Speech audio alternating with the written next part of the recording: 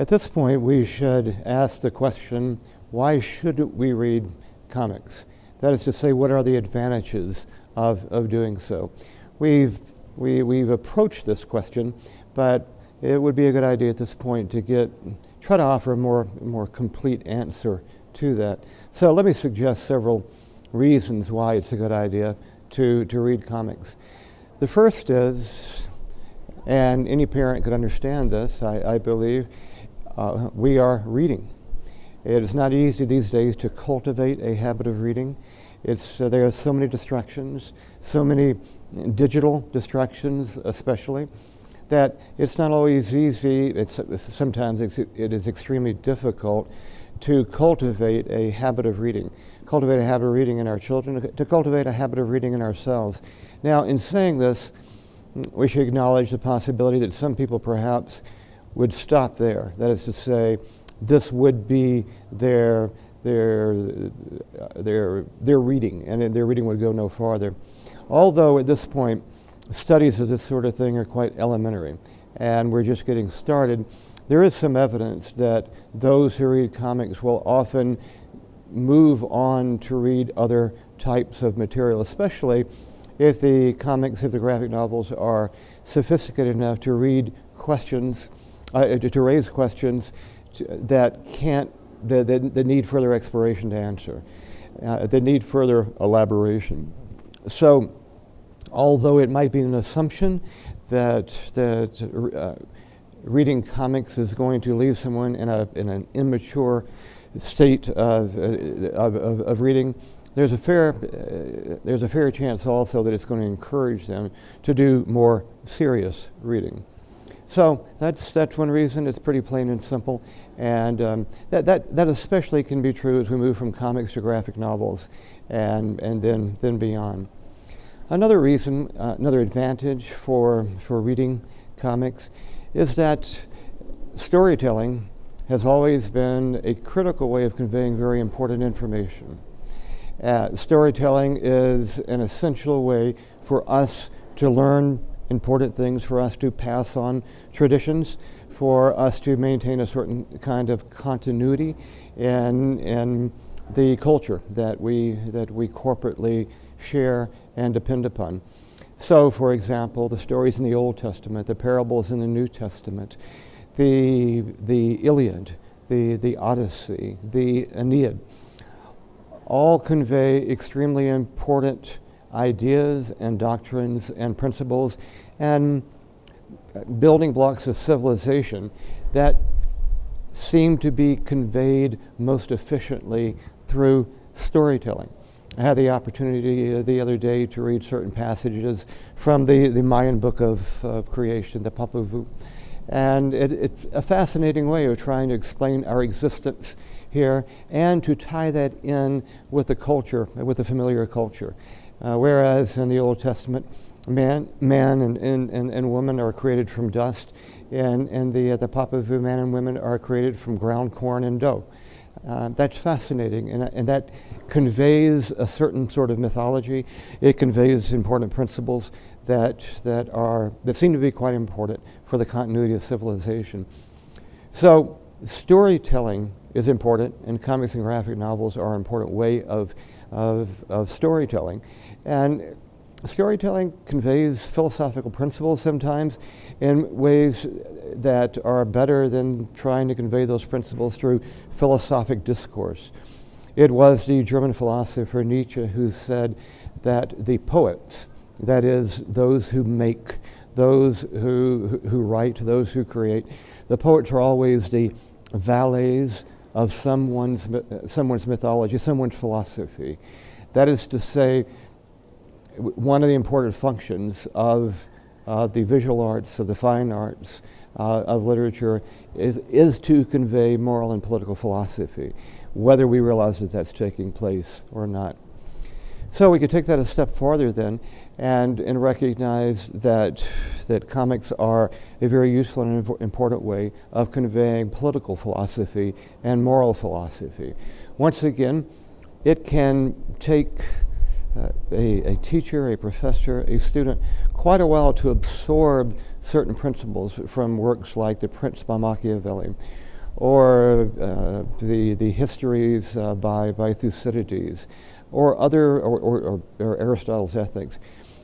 However, if those are in a creative and imaginative way are embedded in political, are embedded in those concepts of political philosophy are embedded in comics and graphic novels, although it may not convey the full extent, the full breadth and depth of a lot of these important philosophical ideas, nonetheless it can convey very important principles, and it at the very least can be a meaningful start to absorbing a lot of those ideas. And you're finding more and more efforts to do that sort of thing in two different ways. Sometimes we're finding the emergence of graphic novels that actually try to retell certain works of political philosophy. Just a moment ago I mentioned The Prince by Machiavelli.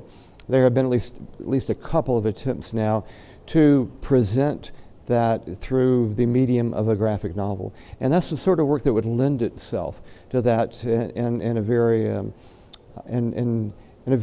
good way. Not every work is going to lend itself to that sort of presentation, but some works are. Now, there's another way in which comics can teach political philosophy, and this is a situation in which the comic or the graphic novel is not simply an adaptation of a work of philosophy. Rather, it tells a story that represents certain principles that are related to a work of political philosophy, whether the author intended that or not.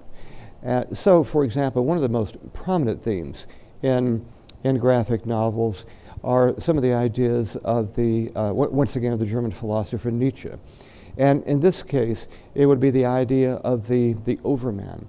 That is, the individual who is superior to the rest of us, the individual who can lead us on into the future, the individual who can point us to a future in which we can more easily grapple with things that give us difficulty now. Now, this is a very controversial philosophy, especially when you consider it in the whole of Nietzsche's work. But the point I'm trying to make is that the idea of the superhero is one that often draws upon some of these Nietzschean concepts.